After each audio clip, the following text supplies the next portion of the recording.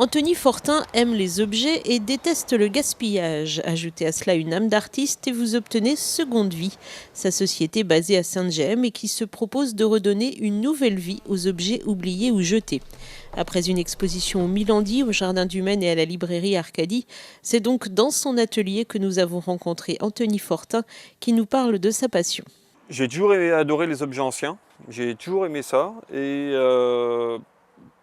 puis voilà, naturellement, j'ai commencé à imaginer des choses, à imaginer des tableaux, à m'amuser à les transformer, à essayer de voir ce que je pouvais en faire. J'ai toujours eu une imagination très, très développée dans ce domaine-là et un jour je me suis dit pourquoi pas s'y mettre réellement et voilà, le faire concrètement, au lieu que ça reste dans mon imagination, vraiment le faire et voilà, ça a plu et les gens ont trouvé ça un peu rigolo au départ et voilà, ça aboutit sur de belles choses en fait.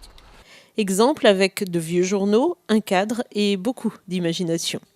Il y a peu de temps, j'ai fait un vide-grenier à Danvix pour aller chiner et je suis tombé sur des revues alors, qui étaient pour la plupart abîmées et certaines étaient en bon état, les couvertures étaient en bon état. Je suis tombé sur des revues où il y avait des photos assez sympas. Et il y a quelques temps, j'avais acheté ces petits sachets de shampoing qui dataient des années 40. Donc ils sont à peu près de la même époque, puisque les revues sont de 1938 et de 1951. Et du coup, ça m'a donné l'idée d'immortaliser un peu tout ça en faisant un cadre sur la coiffure.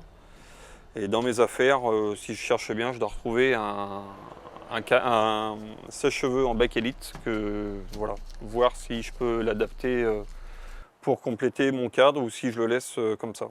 Ça après, voilà, c'est l'humeur qui me guidera en fait. Autre travail en cours avec un vieux poste de radio oublié. Eh ben, ce vieux poste radio est un poste que l'on m'a ramené. Du coup, c'est un copain à moi qui m'a ramené ça parce que ce pauvre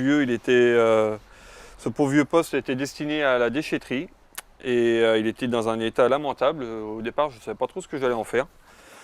Et puis à réfléchir, donc il est resté tout un moment avec mes affaires un peu dans l'oubli et je l'ai ressorti, j'ai eu l'idée d'en faire un fauteuil.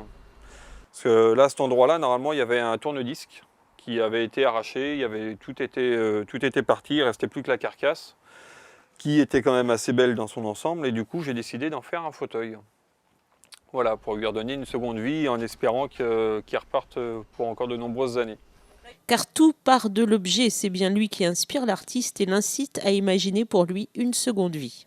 C'est l'objet qui m'inspire. Quand je vois l'objet, voilà, j'ai envie de raconter une histoire avec, j'ai envie de lui redonner une seconde vie. Et certains objets, je ne sais pas trop quoi en faire et voilà, je sais qu'il y a du potentiel, donc je les mets de côté. Et un jour, voilà, je me réveille et quand je passe à côté, j'ai envie de le travailler ou des fois, ça vient pas, l'inspiration vient pas et je le remets dans mes affaires et voilà, le temps que ça mûrisse tranquillement. Anthony Fortin commence d'ailleurs à se faire un nom et une réputation et de plus en plus de gens lui apportent de vieux objets qui ne servent plus en espérant qu'ils inspirent l'artiste.